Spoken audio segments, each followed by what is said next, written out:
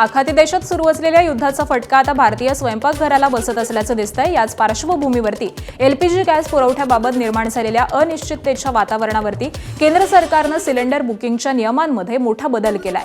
नव्या नियमानुसार ग्रामीण भागामध्ये आता 45 दिवसांनंतरच एलपीजी सिलेंडर बुक करता येणार आहे, तर शहरी भागामध्ये 25 दिवसांचं अंतर ठेवून बुकिंग करता येईल। केंद्रीय मंत्री हरदीप सिंग पुरी यांनी संसदेमध्ये ही माहिती दिली आहे। यापूर्वी देशभरामध्ये सिलेंडर बुकिंगसाठी 21 दिवसांचा कालावधी निश्चित होता, जो अलीकडे 25 दिवसांपर्यंत वाढवण्यात आला होता। आता ग्रामीण आणि शहरी या दोन्ही भागांसाठी वेगवेगळी कालमर्यादा ही ठरवण्यात आली आहे।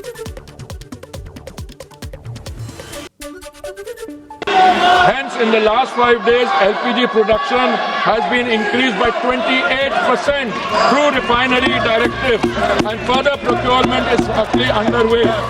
Modi government's foremost priority is that the kitchen of India's 33 crore families, especially the poor and the underprivileged, do not face any shortage. Domestic supply is fully protected and the delivery cycle is unchanged. The standard time for booking to delivery for domestic LPG cylinders remains 2.5 days, unchanged from pre-crisis norms. आज युद्धाचा 14वा दिवस आहे। इराणचे सर्वोच्च नेते मुस्तफा खामेनींनी मोठं वक्तव्य केलंय।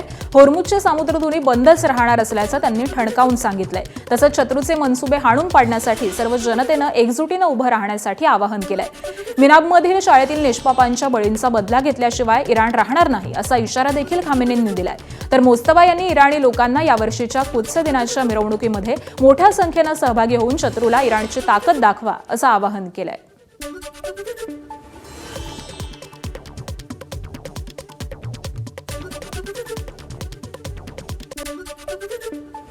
आणि दरम्यान अमेरिकेविरुद्धच्या संघर्षामध्ये इराणच्या राष्ट्राध्यक्षांनी युद्ध थांबवण्यासाठी 3 महत्त्वाच्या अटी ठेवल्यात। इराणच्या अटी पूर्ण झाल्यास युद्ध थांबवण्याबाबत पुढील पावलंही उचलली जाऊ शकतात असं राष्ट्राध्यक्षांनी स्पष्ट केलेलं आहे। या अटी कोणत्या आहेत आपण जाणून घेऊयात। तेहरानच्या कायदेशीर हक्कांना आंतरराष्ट्रीय स्तरावरती मान्यता ही पहिली अट असणार आहे। त्याबरोबरच युद्धामुळे झालेल्या नुकसानाबद्दल इराणला आर्थिक भरपाई द्यावी अशी देखील अट ही घालण्यात आली आहे। आणि त्यानंतर तिसरी अट आहे भविष्यामध्ये इराणवरती कोणताही हल्ला होणार नाही याविषयी ठोस हमी। अशा पद्धतीच्या या 3 अटी इराणकडून घालण्यात आलेल्या आहेत।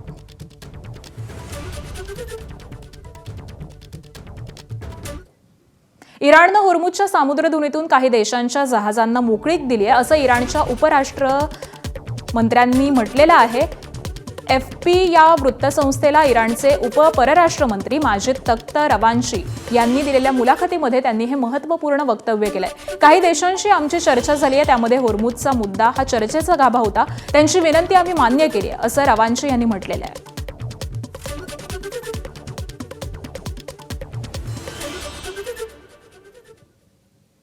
आणि यानंतर पुढची एक महत्त्वाची अपडेट पाहूयात। इराणचं वर्णन अमेरिकेचे अध्यक्ष ट्रम्प यांनी दुष्ट साम्राज्य असं केलंय।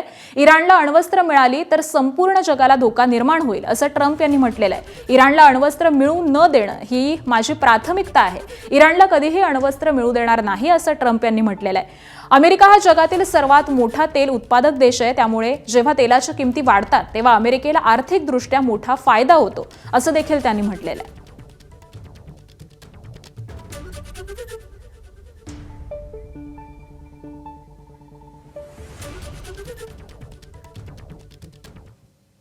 आणि यानंतर पुन्हा एकदा बातम्यांचा वेगवान आढावा घेऊयात।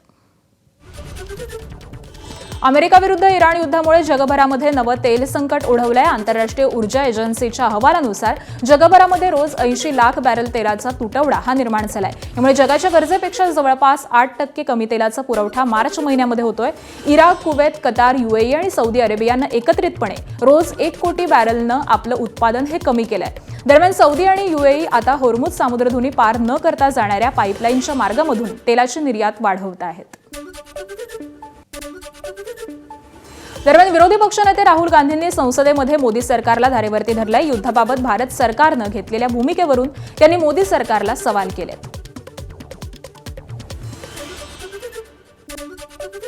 But allowing the United States to decide who we buy oil from, who we buy gas from, whether we can buy oil from Russia or not.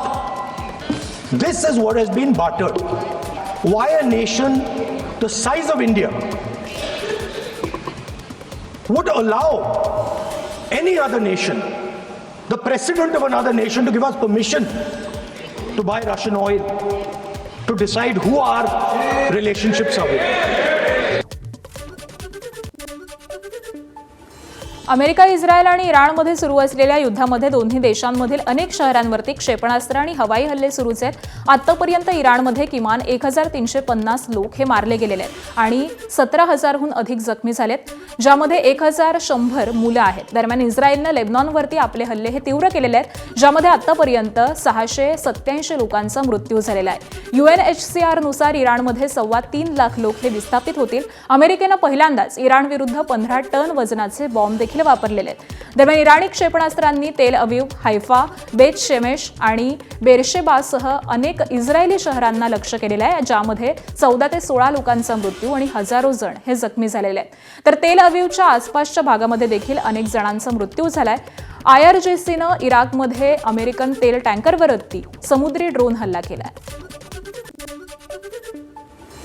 28 फेब्रुवारीला इराणमधील बिनाम शहरातील शहराज तय्यब या प्राथमिक शाळेवरती झालेला क्षेपणास्त्र हल्ला अमेरिकेच्या चुकीमुळे झाल्याची शक्यताही वर्तवली गेली आहे.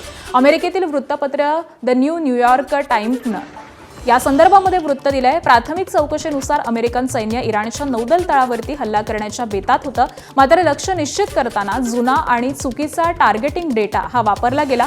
त्यामुळे डागण्यात आलेलं क्षेपणास्त्र हे शाळेच्या इमारतीवरती जाऊन आदळलं. अहवालानुसार ज्या इमारतीमध्ये हल्ला झाला ती इमारत पूर्वी सैनिकी परिसराचा भाग होती. नंतर तिला शाळेमध्ये रूपांतरित करण्यात आलेलं होतं. या हल्ल्यामध्ये किमान 175 जणांचा मृत्यू झाल्याची शक्यता आहे. आणि यानंतर पुढची एक ब्रेकिंग बातमी पाहूयात. इराणच्या आणखीन एका शाळेजवळ स्फोट झालेला होता. 28 फेब्रुवारी रोजी इराणच्या क्वाझविन या भागातील रेजा एलिमेंटरी शाळेतील CCTV हे आता समोर आलेला आहे. NBCनुसार इराणच्या रेजा शाळेपासून काही अंतरावरती हा मोठा हल्ला झालेला होता. हल्ल्यामुळे काही काळ लहान मुलं ही बिथरल्याचं चित्र होतं आणि CCTVमध्ये हे सगळं चित्र कैद झालेलं आहे. तोच CCTV सध्या समोर आलेला आहे. तर त्याच दिवशी इराणच्या बिनाब प्रांतातील शेजरेह तय्यब या मुलांच्या शाळेवरती देखील US एअर स्ट्राईक 160 पेक्षा लहान मुलांचा यामध्ये दुर्दैवी मृत्यू झालेला होता.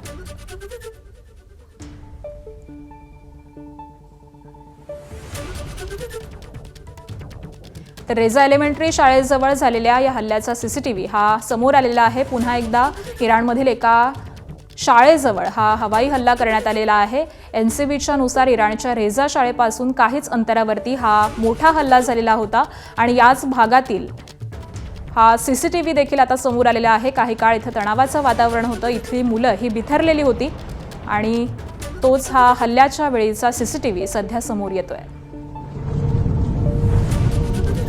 صدای اون انفجاری که یه طرف صدای جیغ بچه‌ها اصلا نمیدونستن چه کار کنن کجا برن هر کدومشون یه طرف بود که دانش آموز اونجا از ترسشه شاید خوابیده بریم بالا سرش که بیاریم از شدت انفجار اومد و خوردیم سرش پدر مادرش بنده خدا اومد داخل مدرسه دنبال پسرش میچرخید اون لحظه واقعا بار اول من بهش گفتم فرستادیم رفته معیار رفته.